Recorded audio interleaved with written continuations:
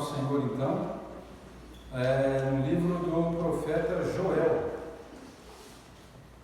Encerramos em nossa jornada de exposição dos profetas menores, o primeiro, Oséias, uma caminhada bastante proveitosa, com a sua linguagem rústica, dura, mas honesta, da mensagem profética não vendida por interesses seculares, materialistas ou religiosos, mas de um homem comprometido com a vontade de Deus.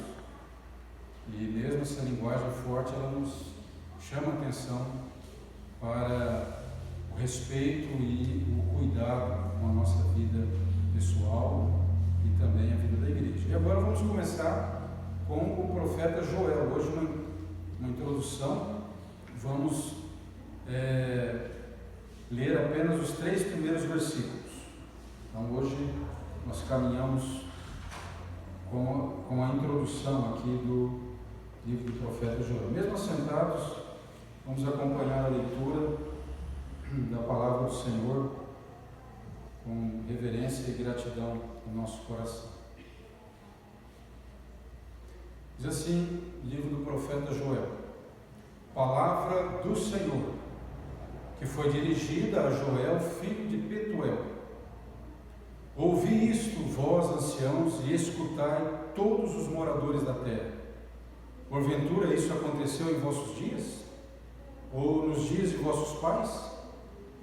Fazei sobre isso uma narração a vossos filhos e vossos filhos a seus filhos, e os filhos destes a outra geração.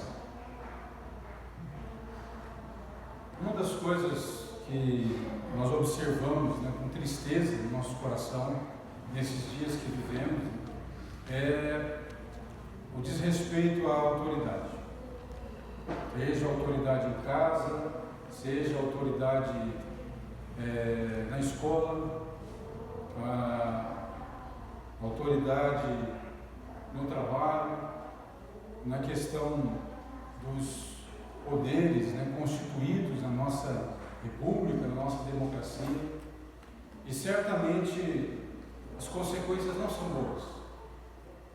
Quando há uma confusão de papéis, há um sofrimento para a família, há um sofrimento para a igreja, também no meio, vamos falar do nosso meio, no nosso meio evangélico, uma criação enorme de novos cargos, de novos títulos, cada um apresentando provavelmente um grau a mais, como dizem os adolescentes na escola, está tirando um grau, tem um status de poder. Essa semana uma pessoa que eu conheci lá em Cachoeiro do Sul, que era um simples evangelista, depois passou a ser apóstolo, e agora acho que tomado de humildade ele se apresenta como pastor. Então chegou até lá o apóstolo e acho que percebeu que não era algo muito condizente com a palavra de Deus e foi voltando a uns degraus aí mais simples. Mas essa é uma situação que nós vivenciamos. E os profetas, eles, no meio de uma situação que também vai se deteriorando, eles levantam a mão e falam: olha, eu tenho uma mensagem do Senhor. E agora? Qual é a credibilidade dessa mensagem no meio de gente que também diz: tive uma visão, tive um sonho, olha, eu sou do clero aqui, do grupo dos sacerdotes, e já que Deus nos deu essa autoridade, nós chegamos a essa conclusão e as coisas vão caminhar daqui para frente dessa maneira. Um escritor chamado Vicente de Lérins faleceu em 445 depois de Cristo. Ele escreveu um livro chamado Comunitório, por volta de 434. E um trecho desse livro, ele diz assim: se eu ou qualquer outra pessoa desejasse desmascarar as fraudes dos hereges à medida que elas surgem, e evitar suas armadilhas e com fé saudável permanecer sãos e íntegros, nós, com a permissão do Senhor, auxiliados e fortalecidos duplamente na nossa própria fé. Primeiro, é claro, isso seria pela autoridade da lei divina. E segundo, pela tradição da Igreja Católica.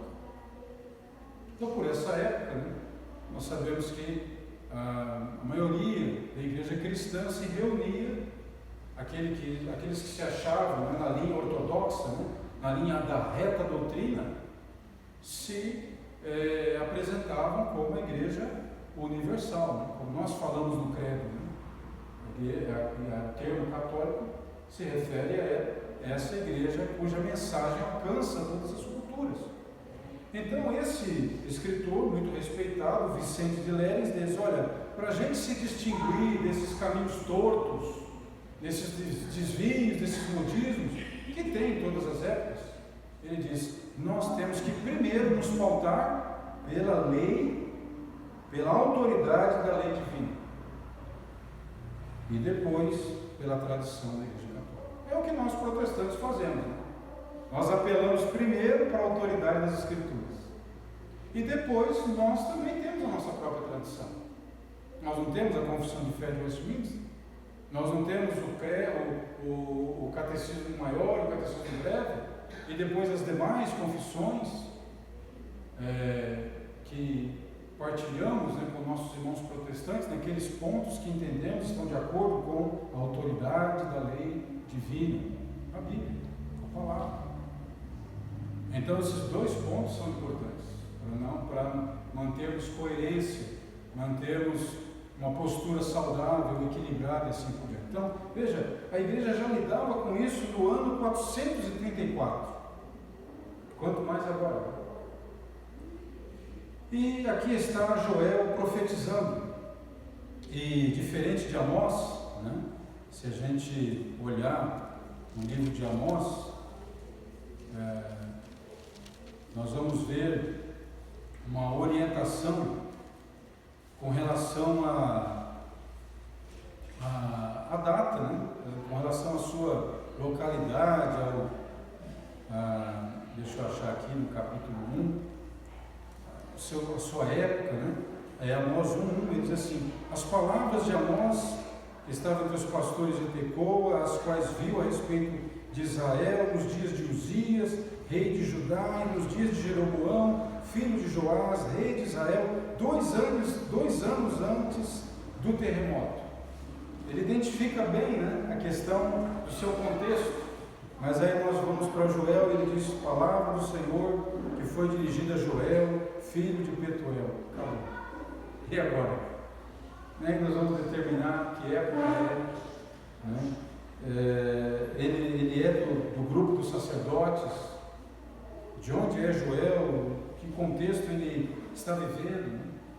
E hoje, vocês sabem, nós temos uma infinidade de bons materiais para pesquisar, que estão acessíveis a qualquer irmão ou irmã que gosta de ler e gosta de estudar. Muitas boas obras, comentários bíblicos, exegéticos, teológicos, que estavam apenas em inglês e agora estão em português, acessível para ler, até para ouvir em audiobook. Na época, talvez, do pastor Vladir, do pastor André, na minha época, nós tínhamos o Berkoff em espanhol, da nossa editora LPC. Não tinha nem em português, né? Não tive o privilégio de ler o Berkoff em português, na época que eu era estudante de seminário. E as grandes obras, as boas obras, estavam em inglês. A gente tinha que fazer um grande pedido com os seminaristas para poder pagar o frete, era em dólar, caro, demorado, e tinha que ler inglês ainda. Não era fácil. E hoje a gente tem muita coisa em português, né?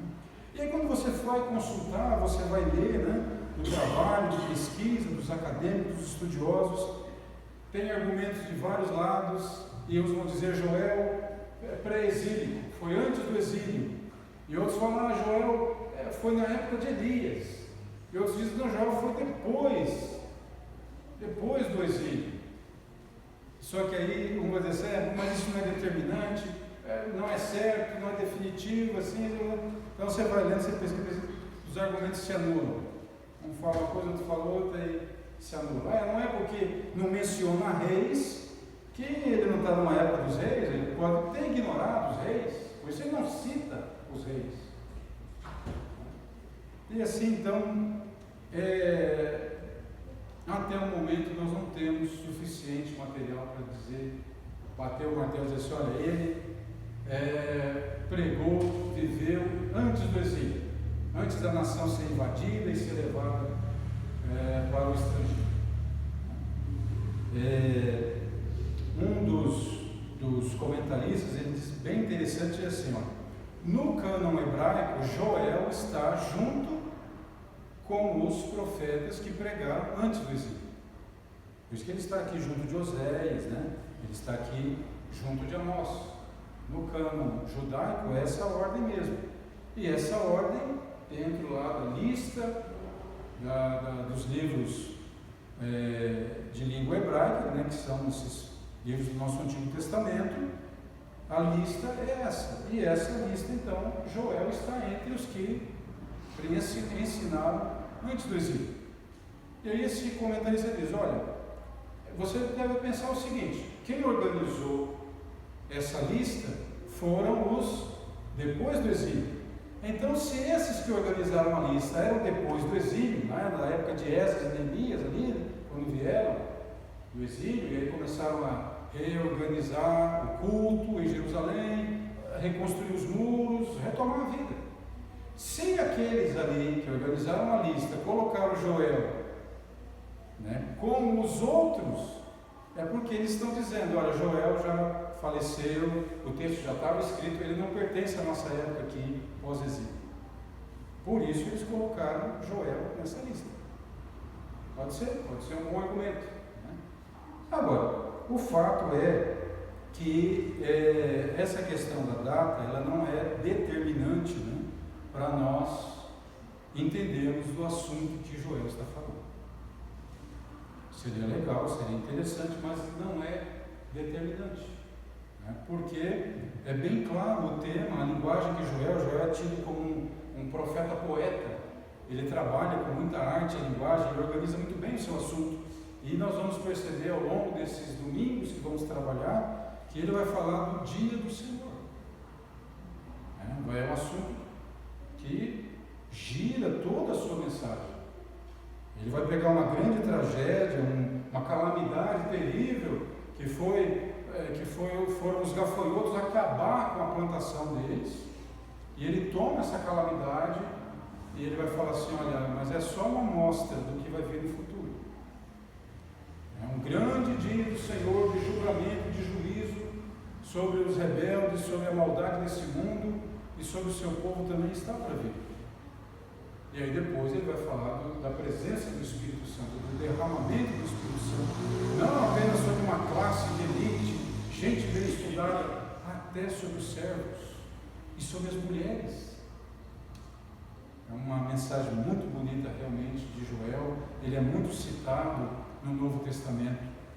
Então essa discussão sobre data, sobre local, ela não prejudica o nosso entendimento, né, da mensagem que o profeta tem para nós. Né?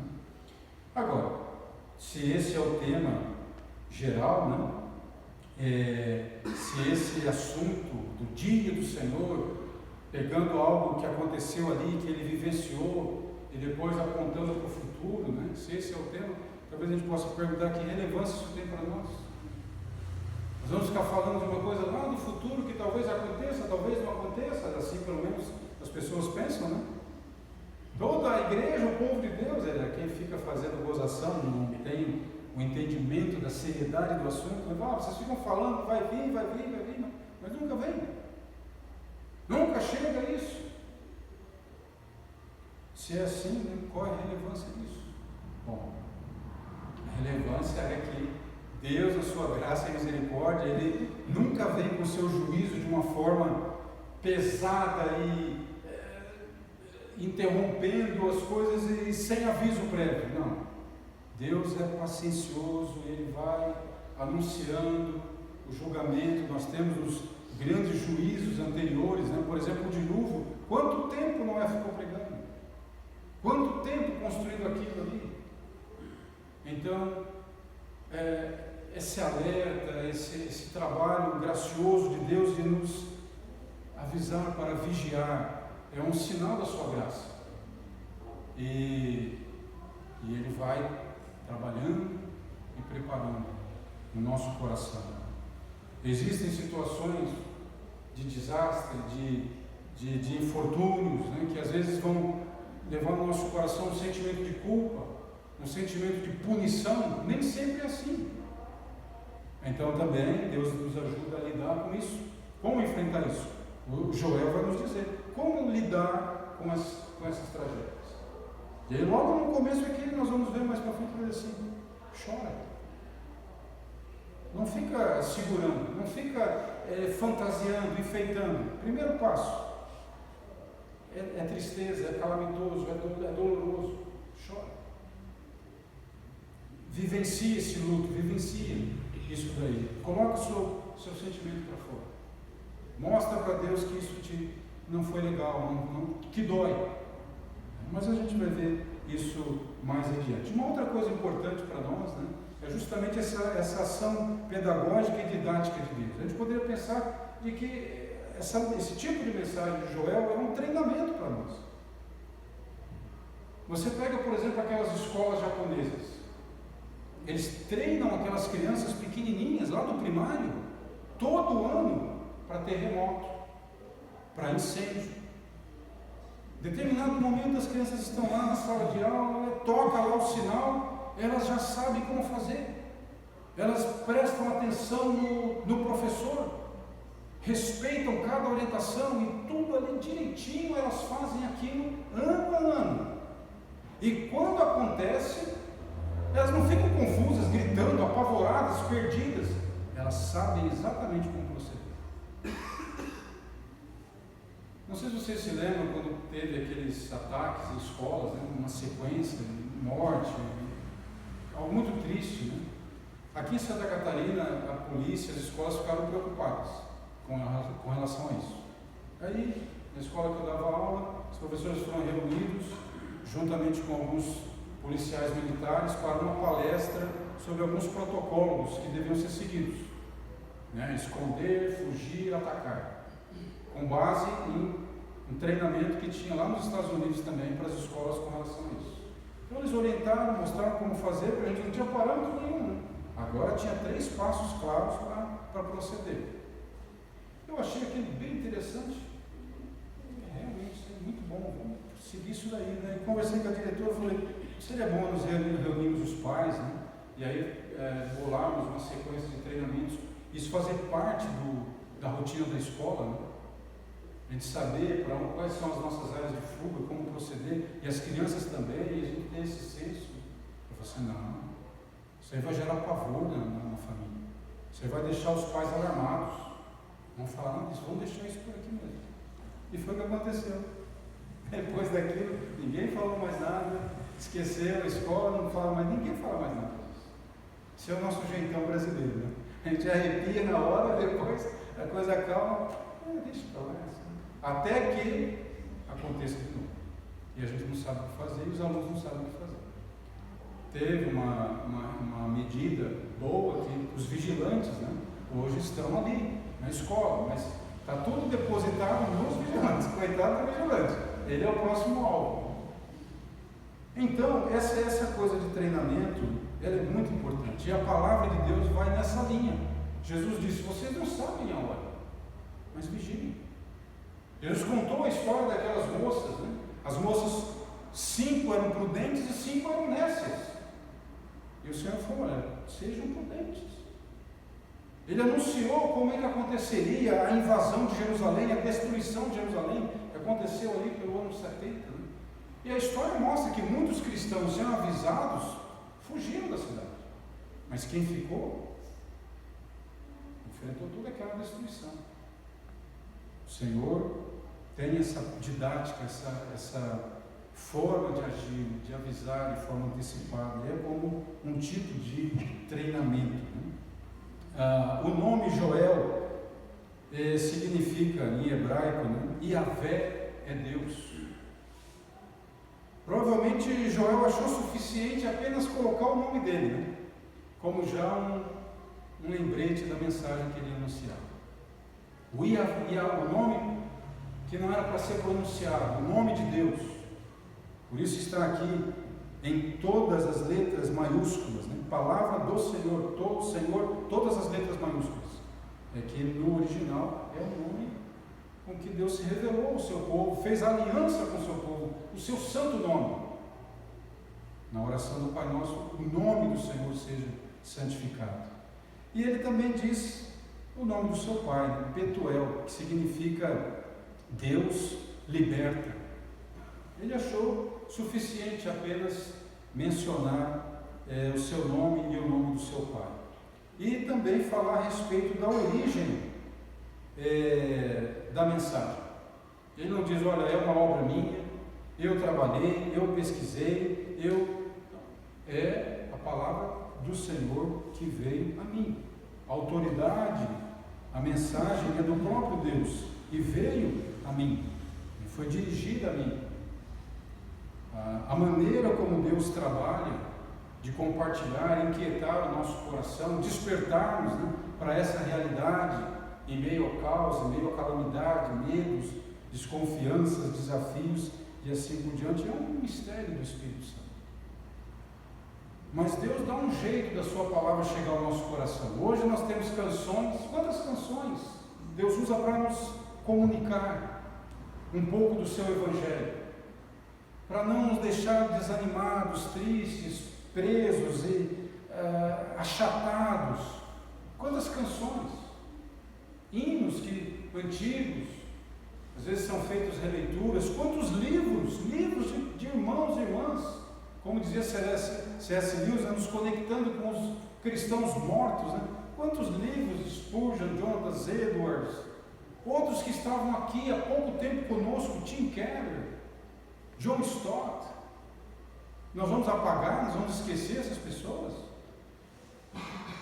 Deus continua usando os seus livros, a palavra veio ao coração deles e agora eles passam para nós, né? Então esse é um ponto muito importante do motivo de nós lermos esse texto, de nós nos voltarmos para um texto tão antigo e com poucas informações. Mas uma vez que essa mensagem chega aos nossos corações, porque veja o apelo dele, ele fala a origem da mensagem e fala os destinatários. Ouvi isso, vós anciões, e escutai todos os moradores da terra.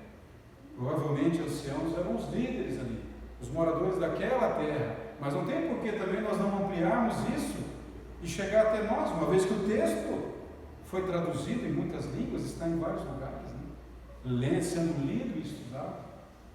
E hoje nós é que somos os moradores da terra, não daquela terra, mas dessa terra. E a mesma palavra é dirigida a nós. Nós somos os destinatários, né? Em primeiro lugar, os anciãos, as pessoas que têm autoridade, que têm experiência de vida, pais que estão aqui, pessoas que exercem algum tipo de autoridade, algum tipo de influência no seu trabalho. Deus espera que através da sua vida a palavra dele seja comunicada. A seriedade com que você trata o seu trabalho, a responsabilidade com que você cuida dos recursos que são colocados na sua mão. Ouvir, lembra o famoso Shema Israel, né? Ouve Israel, o Senhor teu Deus é o único Senhor. Os judeus dizem isso todos os dias. Ouve Israel, o Senhor teu Deus é o único Senhor.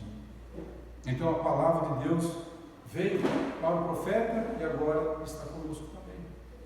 Mas abra a sua Bíblia lá no Evangelho de Marcos, no capítulo 1, e vamos ver como é que nós podemos lidar com essa palavra que nos chega de diversas maneiras. Lucas capítulo 1, versículo 1. Tendo, pois, muitos empreendido pôr em ordem a narração dos fatos que entre nós se cumpriram, segundo nos transmitiram os mesmos que os presenciaram desde o princípio e foram ministros da palavra, pareceu-me também a mim conveniente descrevê-lo a ti, ó excelente Teófilo, por sua ordem, havendo-me informado minuciosamente de tudo desde o princípio, para que conheças a certeza das coisas que já estás informado. Você quer a minha versão corrigida, né? Olha que interessante aqui, Lucas dizendo para nós como nós devemos proceder com a palavra de Deus que veio até nós. Lucas está mostrando aqui a fonte e o método, como Joel também mostrou a fonte e mostrou o caminho, mostrou o método para tratar da palavra. O próprio Lucas não foi testemunho ocular. Ele viajou com Paulo, ele ouviu o Evangelho, ele viu muitas coisas com o apóstolo Paulo, mas os fatos relatados aqui no seu Evangelho, ele não presenciou. Também não foi dada uma revelação para ele, ele não estava dormindo, veio um anjo e passou um vídeo para ele, mostrou tudo, e falou: uau, vou escrever isso que foi me dado em visão, os sonhos, assim por diante. Não. Ele fez o que nós precisamos fazer, que é trabalhoso, que exige esforço e honestidade. Ele leu, ele pesquisou, ele conversou, ele entrevistou pessoas. E Deus direcionou essas conversas, direcionou o seu trabalho. Então ele fez tudo isso. Para quê? Para lidar com a fantasia, com mitos? Não, ele diz aqui, para narrar fatos. Não era coisa da imaginação. Não eram reinterpretações, eram acontecimentos. E isso precisava seguir uma determinada ordem, precisava ter uma coerência. E então ele fez todo esse trabalho para apresentar a essa pessoa, pode ter sido uma pessoa ou um título, né, que ele escolheu para direcionar o seu trabalho de pesquisa, representando os leitores, né, mas para que essa pessoa ou as pessoas que iam ler tivessem um material confiável e chegassem também à certeza, não dúvida. Será que Lucas não se enganou? Será que ele não deixou passar muita coisa? Não, para que houvesse certeza daquilo que estava sendo pregado pelos cristãos naquela época. Então esse é o trabalho também que Joel estava dizendo aos anciãos que ouvissem, que eles narrassem. Aí o versículo 3 diz: e vocês contem isso aos seus filhos, e depois os filhos aos filhos deles, e os filhos desses a outra geração. E assim a palavra de Deus chegou até nós. É assim que deve ser.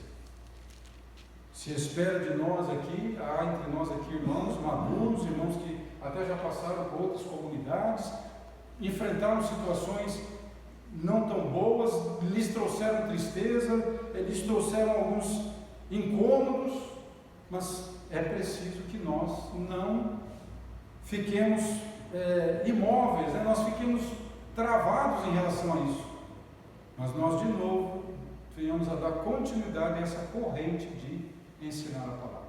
Nós precisamos de professores para crianças, de irmãos que trabalham com os adolescentes, com os nossos jovens, com casais, nós precisamos de irmãos para trabalhar. A seara é grande, poucos são os trabalhadores. Então, nós precisamos passar por seguir, né, essa seriedade, esse trabalho de Lucas e ouvir o chamado que Deus está nos dando por meio de Joel. Então nós vamos ver no decorrer desse pequeno livro de 3 capítulos as advertências que Deus tem para a nossa época e as lições, algumas tradições que nós temos que rever também, entender as adversidades, os sofrimentos. Essas calamidades, elas representam muito bem a nossa própria jornada de vida.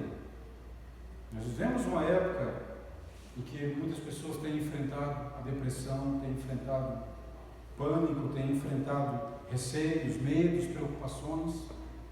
Nós precisamos aprender a lidar com essas coisas, né? Porque nós não podemos evitar nenhuma delas. Tem um livro aqui muito interessante de Lois e Rebecca Barish, Crenças Básicas do Judaísmo, e ele tem um capítulo aqui como que ele trabalha, né, dentro do contexto do Antigo Testamento, das tradições judaicas, né, como devemos encarar o sofrimento, né? Então, gostaria de apenas citar aqui algumas coisas que eu achei bastante interessante.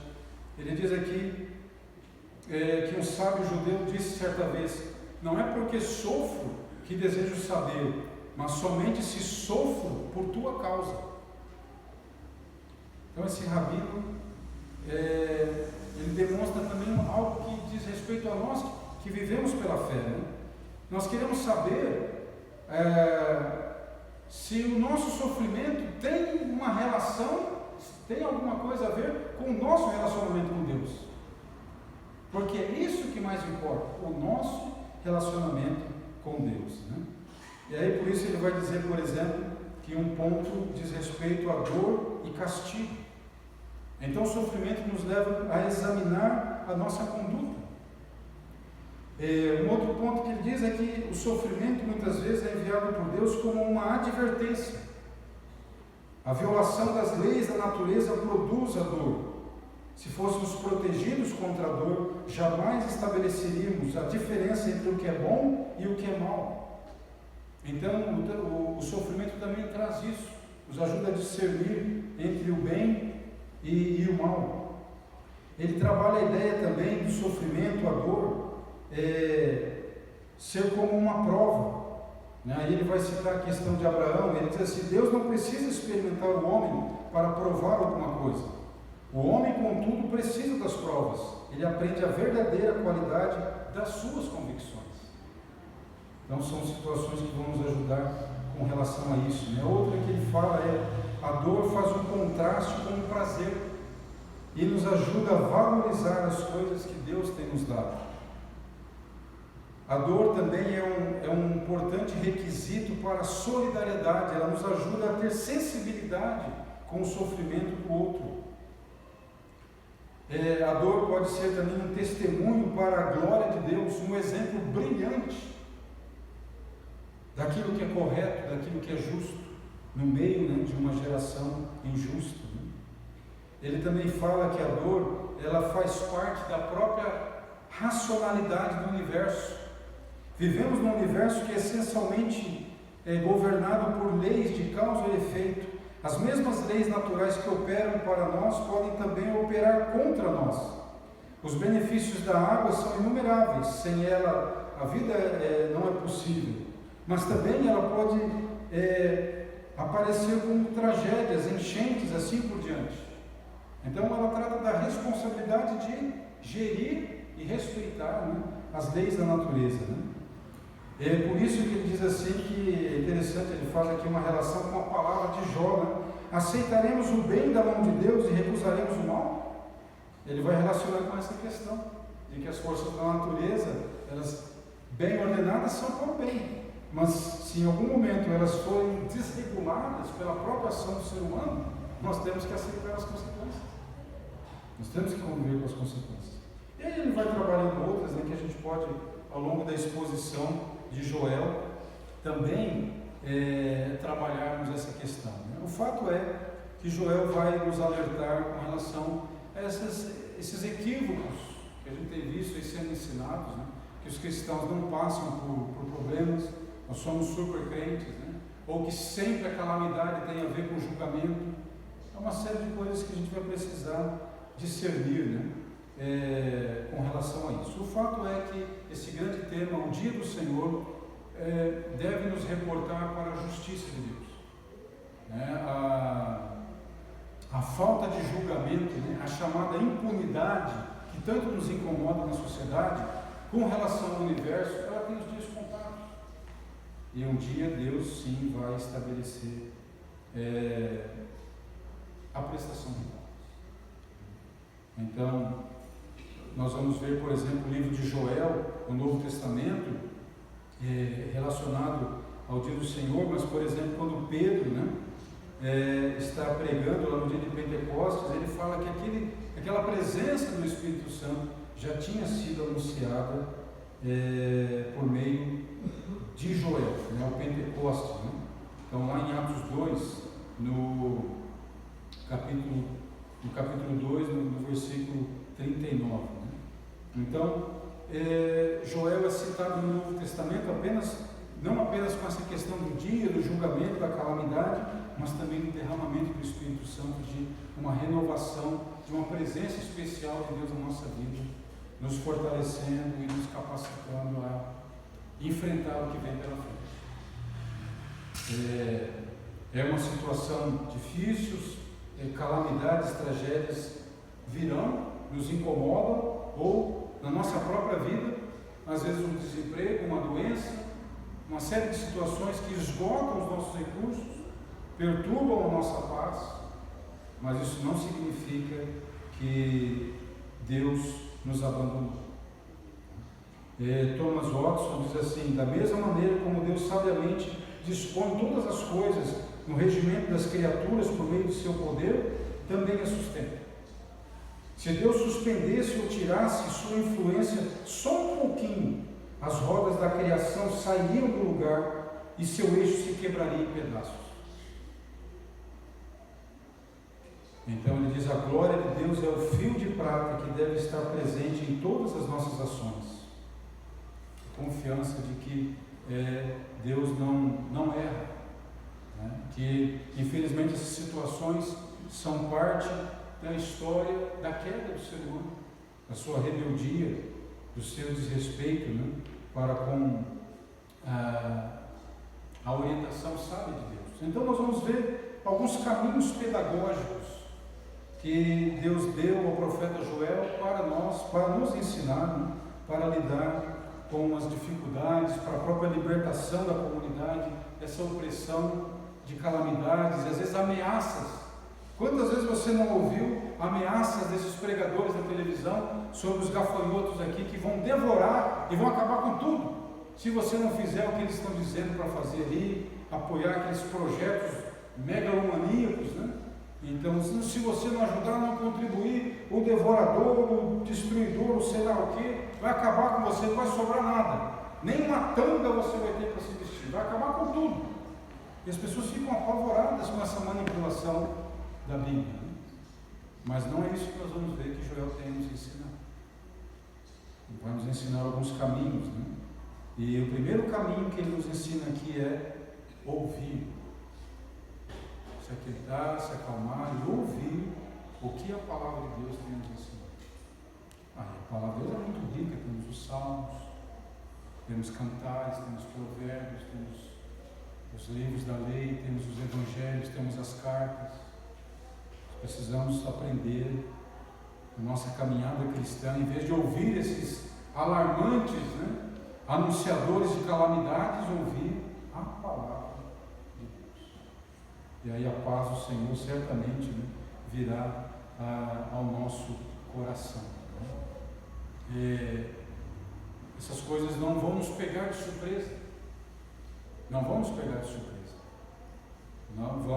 Nós estaremos preparados pela palavra do Senhor, né? Teremos segurança e essa comunhão íntima e forte com Deus. O caminho da libertação espiritual é justamente essa, né? Ouvir a palavra do Senhor, porque a fé vem pelo ouvir. E se nós ouvirmos mais da palavra de Deus, será uma fé saudável, em vez de desequilibrada, se nós ficarmos dando ouvidos a esses equivocados e alarmistas, né? Um irmão comentando essas questões de calamidade, né? Ele comparou com algo que talvez nós tenhamos passado no nosso tempo de estudantes da escola, quando surgia alguma briga, algum desentendimento, e aí alguém nos ameaçava: eu só vou te pegar no final da aula, eu estou lá no portão esperando. Alguns de nós já passamos por isso, né? Pelo menos eles respeitavam a aula, né? E diziam: no final da aula, espero lá, né? Essa semana eu tive uma experiência bem triste. Eu estava dando aula para 4 turmas ali do ensino médio, né? Pouco antes fazendo a chamada, 2 se pegaram do meu lado dentro da sala de aula.